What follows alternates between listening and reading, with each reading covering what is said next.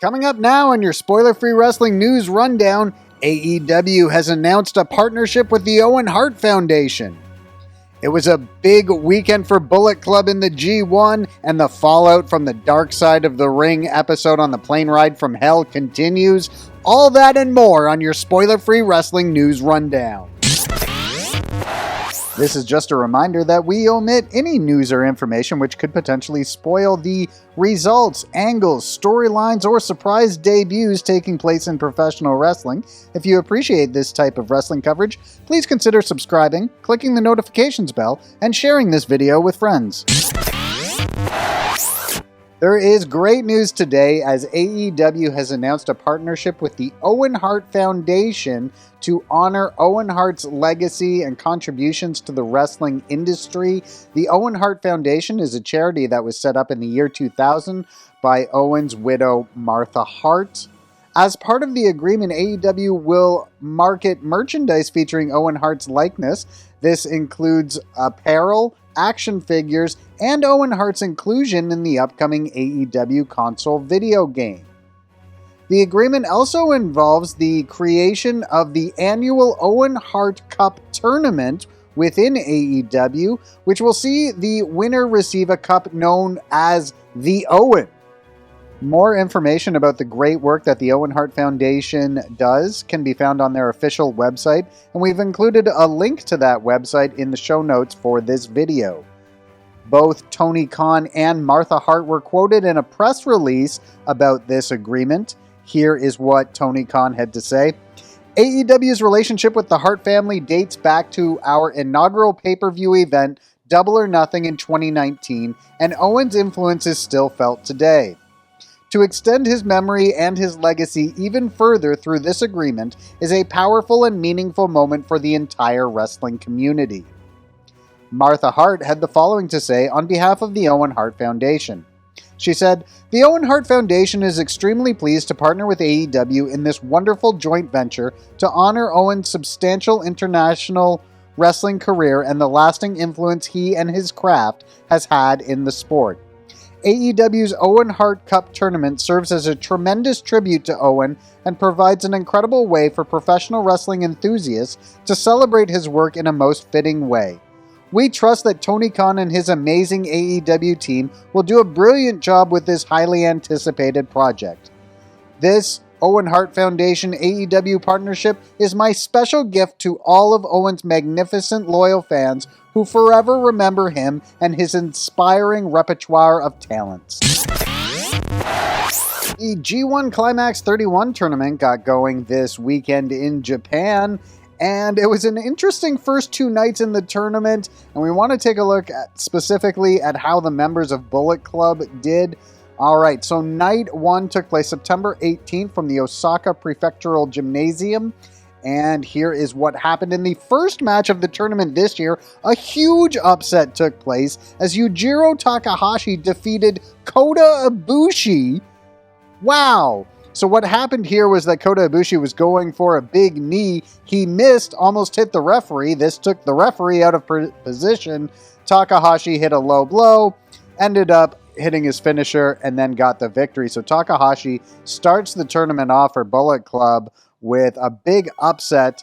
Following this match was Tonga Loa's first ever match in a G1 tournament. He took on the United Empire's Great Okan.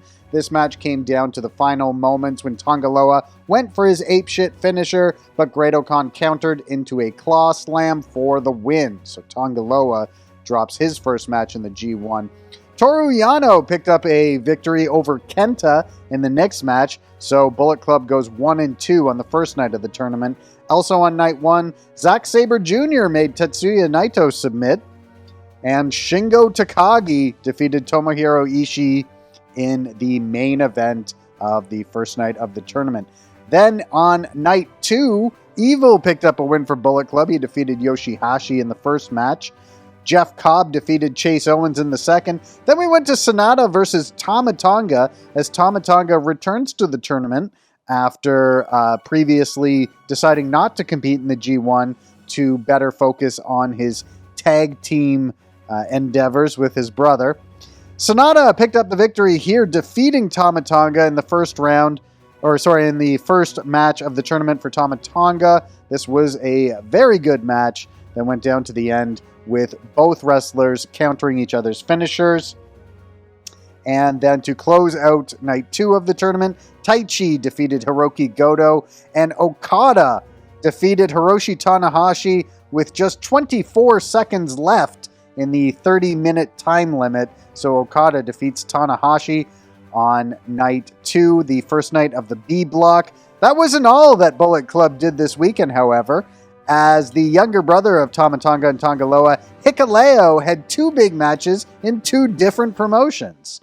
On Saturday night, he wrestled Finn Juice along with Chris Bay for Impact Wrestling's Victory Road event, and they would pick up the victory as Chris Bay would hit Juice Robinson from the outside of the ring with a chair to the ankle, and they had been softening up his ankle in the weeks leading up to this match. This allowed Hikuleo to pick up the victory, hitting his finish on Juice Robinson.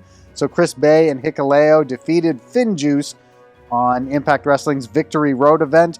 Then, later that night, both of these matches were taped previously, but airing later that night on New Japan Strong, Hikuleo would defeat Juice Robinson in a tables match to blow off their feud. So it was a very big Saturday for Hikuleo as he picked up 2 victories over Finn Juice's Juice Robinson. The fallout from the latest Dark Side of the Ring episode focused on the plane ride from hell from 2002 continues. Tommy Dreamer has been suspended from Impact Wrestling as a result of his comments on the episode. Dreamer appeared to downplay or dismiss allegations against Ric Flair that were made in the episode, and this has drawn him the ire of many wrestling fans on social media. He put out the following statement yesterday, apologizing for his comments on the show. They are up on your screen now. Dreamer wrote, "Regarding my comments on Dark Side of the Ring, it was never my intention to offend, hurt, or victim shame anyone. I understand my comments were insensitive and could trigger emotions in someone's own personal past. I do not condone sexual misconduct of any kind. I apologize to anyone I offended. From the bottom of my heart, I am so sorry." Ric Flair has yet to release a statement about the allegations levied against him in the episode. However, the advertising agency in charge of his Car Shield ad campaigns have said that the advertising campaign featuring Ric Flair has been paused due to the allegations made on the Dark Side of the Ring episode. And that's all the updates we have for that currently. After suffering a cardiac event recently, Triple H underwent successful surgery to correct a cardiac issue that is said to have been due to genetic causes. There's not much of an update on Triple H's condition at the moment. There was an update published in the Wrestling Observer newsletter, however, and here is what Dave Meltzer had to say about the situation. Meltzer wrote, "Everything remains quiet regarding Paul Levesque. We are told that he's in good enough shape that he is taking calls. Talent was told that they can call him and wish him well, but that they are not to talk any WWE business with him." And this is after WWE had sent out a statement just saying that Paul Levesque, aka Triple H, underwent a successful procedure last week at Yale New Haven Hospital following a cardiac event. The episode was caused by a genetic heart issue, and Paul is expected to make a full recovery, so we continue to send our best wishes out to Triple H. AEW Dark Elevation will air tonight. This show was taped last week in New Jersey's Prudential Center. Here are the matches that will take place on the show. Thunder Rosa will take on Kaya McKinney. Anthony Bennett, LSG, and Ray Jazz will take on The Gun Club. The Dark Order team of Colt Cabana and Evil Uno will take on the Dark Order team of Alan Angels and 10. Orange Cassidy will take on Mike Verna. Private Party will take on George Santi and Teddy Goods. Hikaru Shida will take on Masha Slamovich. Joey Janela and Sonny Kiss, the former tag team, will throw down tonight. Avery Good and JT Dunn will take on the Inner Circle's Santana and Ortiz, and Dustin Rhodes will take on QT Marshall. Also tonight, WWE will present Monday Night Raw from the PNC Arena in Raleigh, North Carolina. Here is what is scheduled for tonight's show.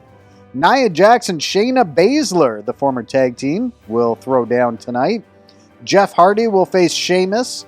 For the women's tag team titles, Natalya and Tamina will defend against Nikki ASH and Rhea Ripley.